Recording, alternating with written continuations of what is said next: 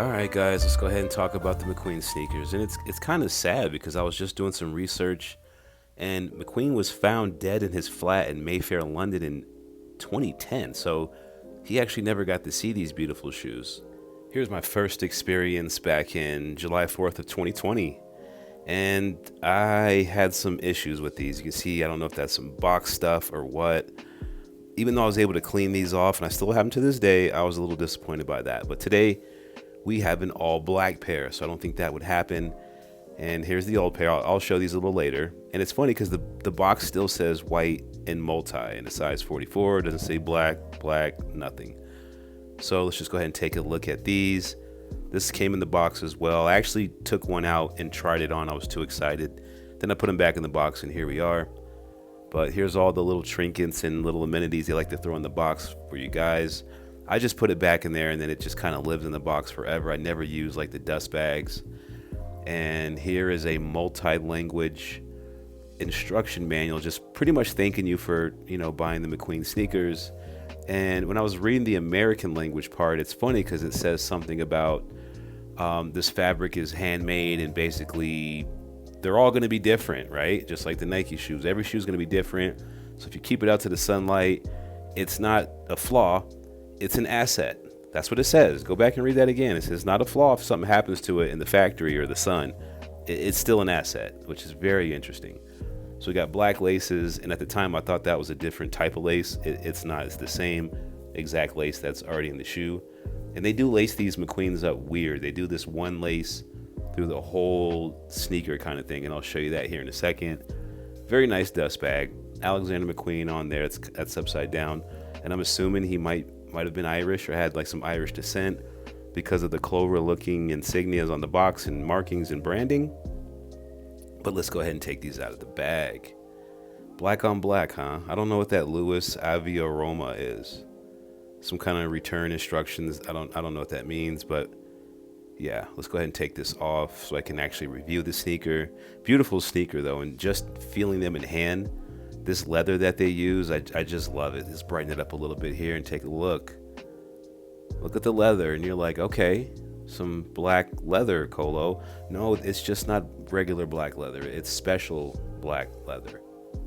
Bottoms, very, very plain.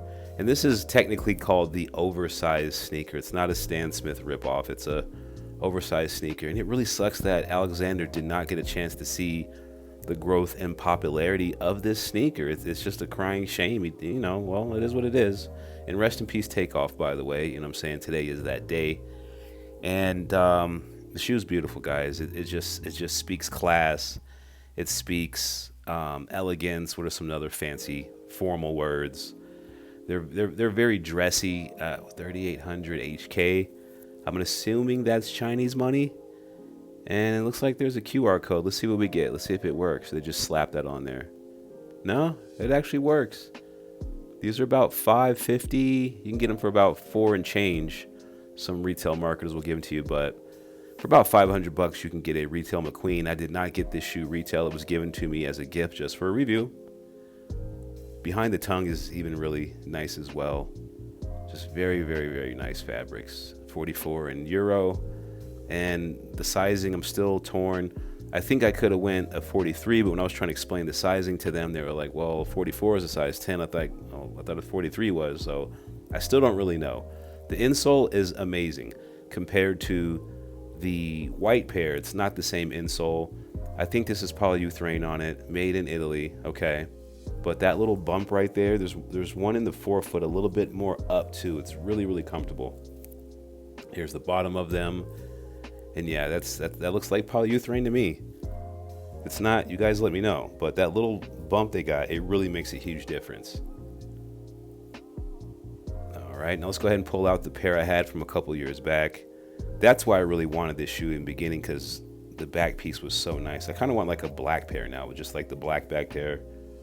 Insole is not as nice, but it does look like it's polyurethane again. And it's soft, and it's not bad. I wore these for a whole day. See, 43 or 44. What is a size 10? I'm not really sure. But I wore these all day, and they were great. The black ones, I'm actually wearing them right now as I make this review. Inside is not the whole cup sole like the other one. So these are different, as they should be. This is a 2-year different batch, different seller. And a shout out to Andy Locust. Andy Locust is a great person. They were able to get me my package in a timely manner, no hiccups. Customer service amazing. Not much on the sneakers. That's just like some glue marks from when they adhere the shoe to the sole.